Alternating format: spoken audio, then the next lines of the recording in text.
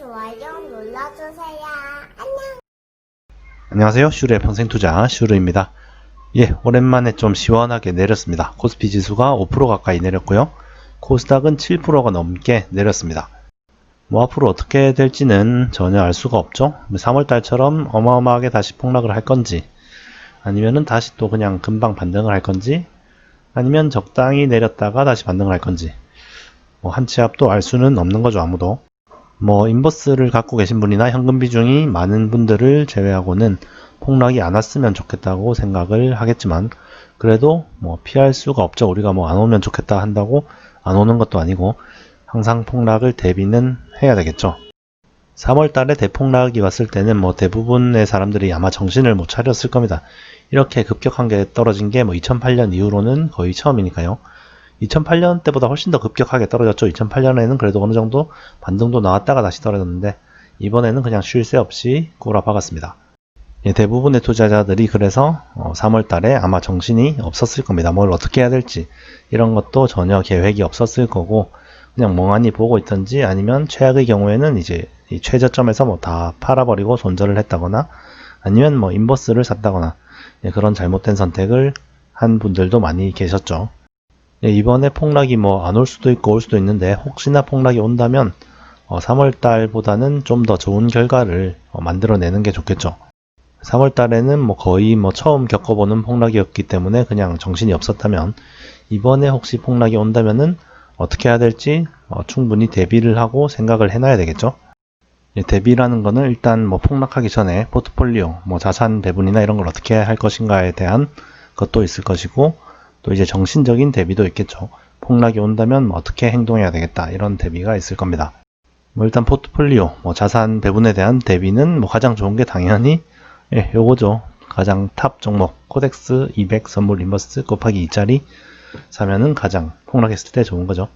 예, 그런데 이거는 대비가 아니라, 하락에 대한 대비가 아니라 하락에 올인하는 거죠. 예, 폭락을 하면은 뭐 큰 돈을 벌 수가 있고, 그런데 반대로 이제 상승하면은 망하겠죠. 저는 용기가 없어서 그렇게는 못하겠고, 제가 할 수 있는 대비는 뭐 열심히 돈을 벌고요, 현금 비중을 어느 정도 확보를 하고, 뭐 그런 거밖에 없죠. 채권 비중을 좀 늘려 놓는다든지, 그런 게 현실적으로 할 수 있는 대비고요. 예, 그 다음에 이제 정신적 대비도 중요한데, 앞으로 이제 폭락이 오면은 어떻게 할 것이다, 미리 생각을 해놔야 되는 거죠. 뭐 일단 3월 달에 있었던 폭락에서 교훈을 좀 얻어야 되겠죠. 3월 달에 보시면 아시겠지만 폭락할 때는 모든 종목이 같이 떨어집니다. 좋은 종목, 안 좋은 종목을 가리지 않고 모두 다 떨어져요. 물론 뭐 그 폭락 중에서도 상승하는 종목이 뭐 몇몇 있기는 하죠. 오늘 같은 경우도 뭐 상한가를 간 종목들도 있고요. 하지만 전체적으로 봤을 때는 뭐 좋은 거 안 좋은 거 가리지 않고 다 떨어집니다.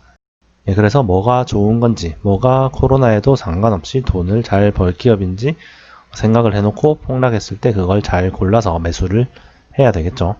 아마 많이 생각들 하셨을 거예요. 이번에 코로나 때 폭락을 했을 때 좀 멘붕인 와중에서도 그래도 저는 많이 고민을 했습니다. 뭐 어떤 기업이 코로나에도 살아남을 것인가, 전혀 뭐 상관없이 돈을 잘 벌 것인가, 그런 것들을 많이 생각을 했습니다. 그렇게 생각을 해놓고 이제 그런 기업들이 이번 폭락할 때 떨어지면은 또 재빨리 주워 담아야 되겠죠. 근데 뭐 저만 생각을 한 게 아니라서 다들 생각이 비슷비슷할 겁니다. 그래서 그런 종목들은 이번 폭락이 올 때는 그렇게 많이 내리지 않을 수도 있을 것 같습니다. 좀 내려줬으면 좋겠는데 말이죠. 그리고 미리 좀 정해놔야 됩니다. 언제 살 것인가.